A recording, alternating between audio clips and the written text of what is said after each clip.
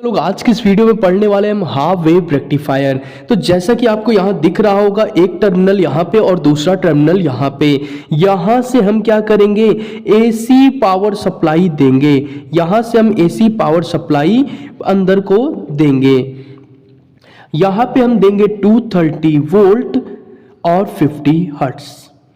230 volt देंगे और साथ में 50 हर्ट्ज की फ्रीक्वेंसी के साथ फ्लो कराएंगे। यहाँ पे आपको दिख रहा होगा ये एक ट्रांसफार्मर है, यहाँ पे कॉइलिंग ज़्यादा है और यहाँ पे कम। तो ये है एक स्टेप डाउन ट्रांसफार्मर। कौन सा है? Step down transformer. तो ये आपका हो जाएगा step down transformer. For example that यहाँ पे हम कन्वर्ट कर रहे हैं 230 volt AC to 6 volt AC। आपको बता दूं कि ट्रांसफार्मर क्या करता है, केवल AC करंट को AC में ही चेंज करता है। दैट्स मीन कि यहाँ पे हमें इनपुट में क्या मिल रहा है, AC मिल रहा है, और आउटपुट में भी हमको यहाँ पे क्या मिल रहा है, AC ही मिल रहा है। बस फर्क कितना है, यहाँ 230 वोल्ट है बट यहाँ पे 6 वोल्ट है। इतना सा डिफरेंस हो जाएगा। इसी के बाद में नेक्स्ट आपको यहां नजर आ रहा होगा ये, इसे हम कहते हैं डायोड। डायोड का काम क्या होता है, AC करंट को DC में कन्वर्ट करने का काम डायोड का होता है। साथ ही ये सिंगल डायरेक्शनल फ्लो करते हैं। ये बात हो गई हमारी डायोड की। डायोड के बाद में यहाँ पे हमें करंट कौन सा मिल रहा है, DC मिल रहा है। अब आपको एक चीज तो पता ही है कि एक वायर हमारी क्या होती है, फेस वायर होती है, और दूसरी हमारी क्या होती है, न्यूट्रल वायर होती है। तो इस वायर से हमें कोई मतलब नहीं है। यहाँ AC करंट को हमने कन्वर्ट कर लिया किसमें, DC में। अब यहाँ पे हमने लगाया है कैपेसिटर। क्या लगाया है, कैपेसिटर लगाया है। कैपेसिटर को हिंदी में हम कहते हैं संधारित्र, और इसका काम आपको पता ही होगा, ये एक तरीके से क्या करता है, फिल्टर करने का काम करता है। यहाँ पे 230 को 6 वोल्ट में कन्वर्ट किया, लेकिन कुछ करंट ऐसा होगा जो फ्लक्चुएट कर रहा होगा, उसको ये क्या करेगा, अपने अंदर एब्जॉर्ब कर लेगा। तो यहाँ पे मैं मान लेता हूं 1000 माइक्रोफैरेड। कैपेसिटर की यूनिट होती है फैरेड। तो यहां से हमारा क्या हो चुका है, करंट फिल्टर होके आगे जा रहा है। अब यहां पे हमने एक लगाया है क्या, रजिस्टर जो है ये हमने 330 ओम का मान लीजिए लगाया है। डायोड की वैल्यू तो नॉर्मल डायोड है, तो इसको हम क्या कहेंगे, 1N4007 कहेंगे। तो सिंपल सा एक डायोड हमने ले रखा है।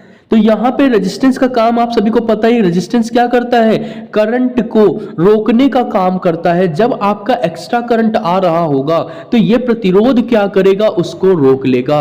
और आपको पता ही है कि इसमें क्या होता है, 3 कलर होते हैं, जो यहाँ पे चौथा कलर होता है उससे हम निकालते हैं टॉलरेंस। तो ये हमारा हो जाएगा। आपको पता है कि प्रतिरोध की यूनिट ओम होती है। इसके आगे हमने एक लगाया है LED का फुल फॉर्म होता है लाइट एमिटिंग डायोड। तो LED क्या करेगा, अगर ये LED जल रहा है तो इसका मतलब है कि फाइनली हमने AC करंट को किस में कन्वर्ट कर लिया है, DC में कन्वर्ट कर लिया है। तो एक एक चीज मैंने बहुत अच्छे से आपको समझाई, सबके एक एक यूज समझाए, आपको इसी तरीके से बनाना है। आपको बता दूं कि अगर इसका यूज पूछेगा तो आपको बता दूं कि चार्जर, आपके घरों में आपके मोबाइल को चार्ज करने के लिए जो चार्जर होता है वो इसी कॉन्सेप्ट पे काम करता है। AC करंट को DC में कन्वर्ट करके ही वहां पे यूज करते हैं। तो चार्जर एक बता सकते हैं, दूसरा झालर बता सकते हैं। आपके घरों में जो डेकोरेटिंग लाइट लगती है उसमें भी हम क्या करते हैं, इसी का यूज करते हैं। जो छोटा सा बॉक्स होता है ना, वो बॉक्स जो होता है वो यही काम करता है। तो ये तो बात हो गई इसके सर्किट डायग्राम की। इसी के साथ बात आती है कि काम कैसे करता है। तो एक बार शॉर्ट में मैं समराइज कर देता हूं कि हम पहले 230 वोल्ट का AC देंगे और वो जाएगा ट्रांसफार्मर के पास। ये ट्रांसफार्मर है स्टेप डाउन, तो ये क्या करेगा, 230 को कन्वर्ट कर देगा 6 वोल्ट में। अब यहां पे हमें AC ही मिल रही है, हमें चाहिए DC, तो यहां पे एक डायोड लगाएंगे। डायोड AC करंट को क्या करेगा, DC में कन्वर्ट कर देगा। लेकिन करंट फ्लक्चुएशन को रोकने के लिए यहां पे हम एक कैपेसिटर यूज करेंगे जो कि फिल्टर का काम करेगा। और भी ज़्यादा एक्यूरेसी के लिए हम एक रजिस्टर लगा देंगे। रजिस्टर भी क्या करेगा, ये इसको बिल्कुल फिल्टर करके प्योर करंट हमको प्रोवाइड करेगा। और यहाँ पे हम चेक करने के लिए एलईडी लगा देंगे, या एक तरीके से समझिए तो ये हमारा क्या है, ये हमारा आउटपुट है। चाहे तो इसको हम चेक कर सकते हैं मल्टीमीटर की हेल्प से, या हम चाहे तो एलईडी की हेल्प से भी चेक कर सकते हैं। तो इस तरीके से हमने क्या किया, हाफ वेव रेक्टिफायर को कंप्लीट कर लिया। इसी के साथ में मैं आपको बता दूं कि दोनों की वेव फॉर्म में क्या डिफरेंस आया। तो आपने स्टार्टिंग में क्या दिया है, आपने स्टार्टिंग में इनको दिया एसी करंट, और एसी की प्रॉपर्टी आपको पता है, इसमें लगातार फेज क्या करता है, चेंज होता रहता है। तो जब आपने एसी करंट की सप्लाई दी थी तो कुछ इस तरीके से ये क्या कर रहा था, करंट जो है हमारा फ्लो कर रहा था। ये पॉजिटिव टर्मिनल था, ये नेगेटिव टर्मिनल था। तो एक बार जीरो से शुरू करता था, पीक पे जाता था, फिर जीरो, फिर लीस्ट पीक पे जाता था, और फिर जीरो। ये तो यार हमारा हो गया यहां तक का पूरा सिस्टम। अब डायोड के बाद का सिस्टम कुछ ऐसा हुआ, इसने कन्वर्ट किया किसको, एसी को डीसी में। तो एसी को डीसी में कन्वर्ट किया तो यहां पे हमें क्या होगा, डायरेक्ट करंट मिलेगा। और हम कर क्या रहे हैं, हम कर रहे हैं हाफ वेव रेक्टिफायर। तो इसलिए जो नीचे की हमारी वेव होगी वो फॉर्म नहीं होगी, क्योंकि हाफ वेव है, आधी वेव ही फॉर्म होगी। तो इस तरीके से हमने क्या किया कि हमारा वेव फॉर्म जो है वो भी हमने सीख लिया। ये हमारा टाइम है, क्योंकि टाइम के साथ में वेव हमारी ट्रेवल करती है।